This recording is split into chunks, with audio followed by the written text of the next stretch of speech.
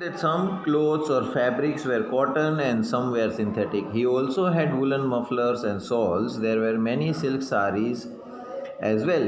Paheli and Buzo felt very excited. They touched and felt these different fabrics. Finally, they bought a woolen muffler and a cotton sari. After their visit to the clothes shop, Paheli and Bujo began to notice various fabrics in their surroundings.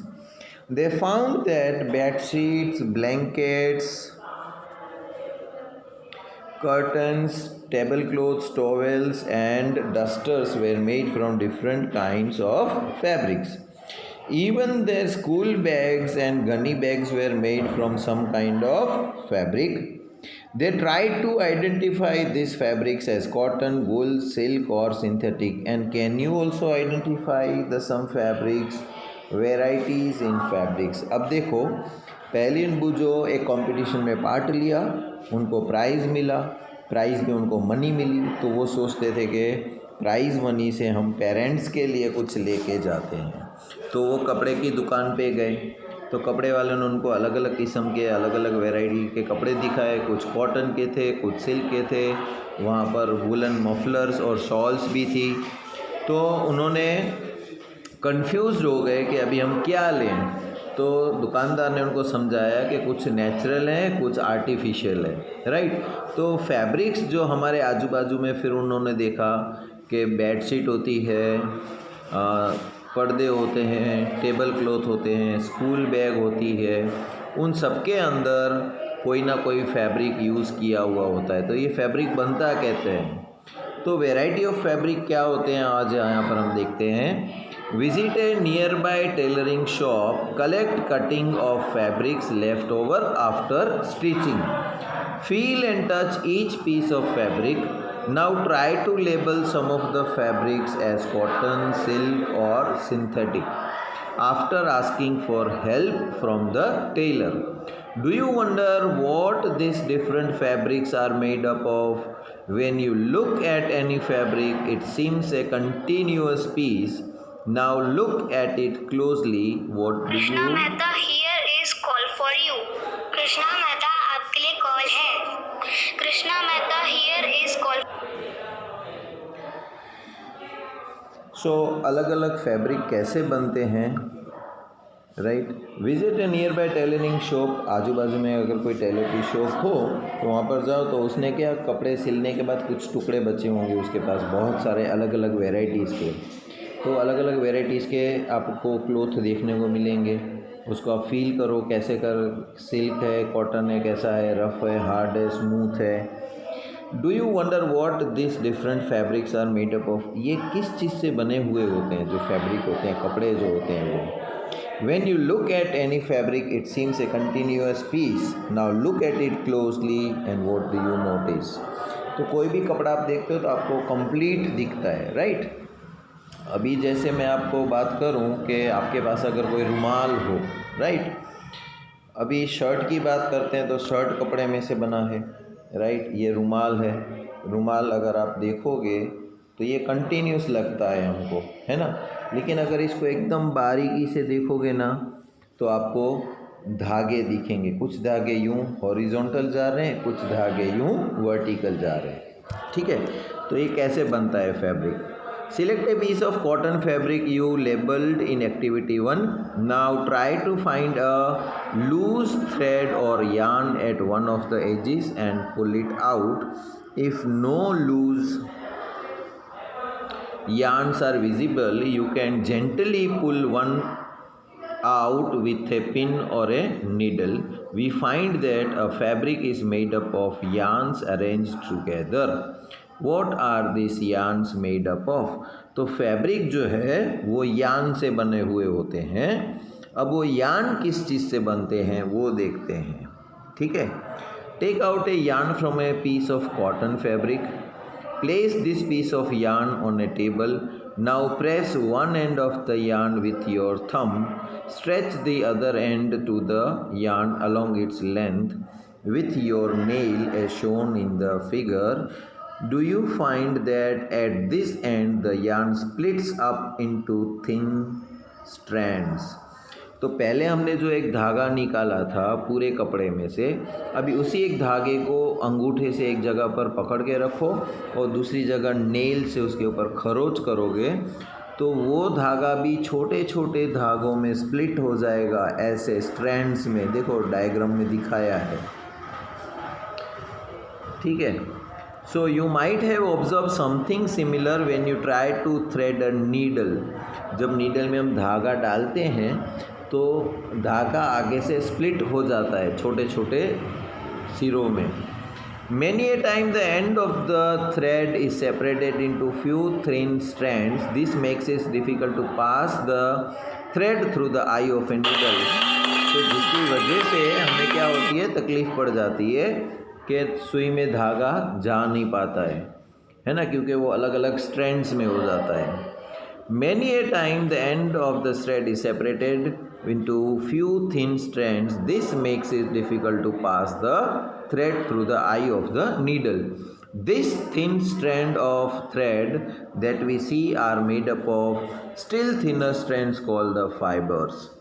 Fabrics are made up of yarns and yarns are further made up of fibers. So what do these fibers come from? तो यान कपड़ा जो होता है वो यान से बनता है और ये यान होता है वो फाइबर से बनता है। अब ये फाइबर्स कहाँ से आते हैं हमारे पास? The fibers of some fabrics such as cotton, jute, silk and wool are obtained from the plants and animals. These are called the natural fibers. Cotton and jute are examples of fibers obtained from plants. Wool and silk are obtained from animals. Wool is obtained from the fleece of the sheep or the goat. It is also obtained from the hair of rabbits, yak and camels. Silk fiber is drawn from the cocoon of the silk. For thousands of years, natural fibers were the only ones available for making the fabrics. In the last 100 years or so, fibers are also made from chemicals, substances which are not obtained from plants or animals. These are called the synthetic fibers. Some examples of synthetic fibers are polyester, nylon and acrylic. अभी देखो fabric बनता है यान से, यान बनते हैं fibre से।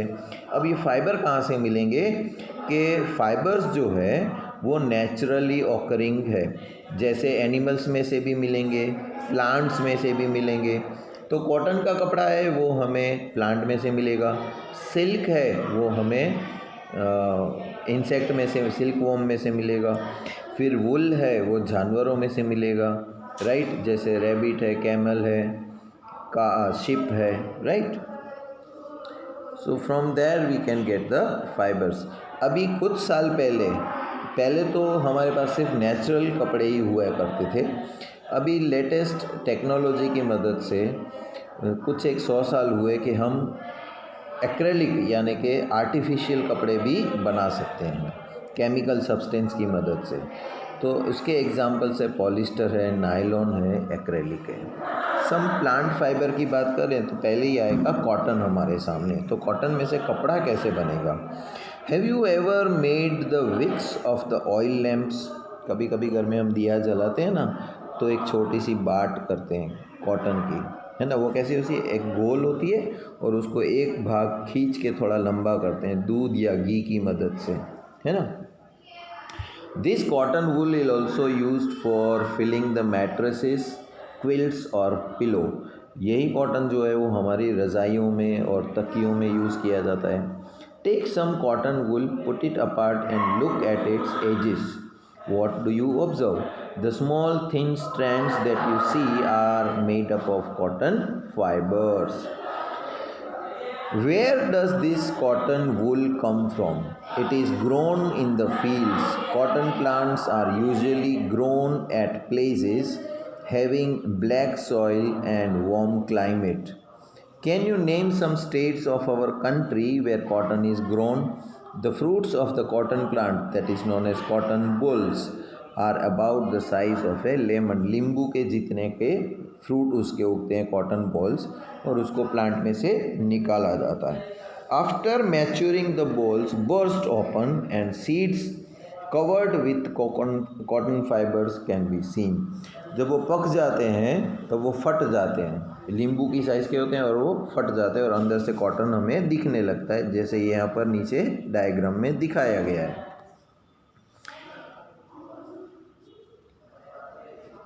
It looks like a field covered with a snow. From these balls, cotton is usually picked by hand. Fibers are then separated from the seeds by combing. This process is called the ginning. तो उस ball में से seed को अलग किया जाता है पहले तो, राइट? उस प्रोसेस का नाम है ginning. Ginning was traditionally done by hand and these days machines are also used for ginning.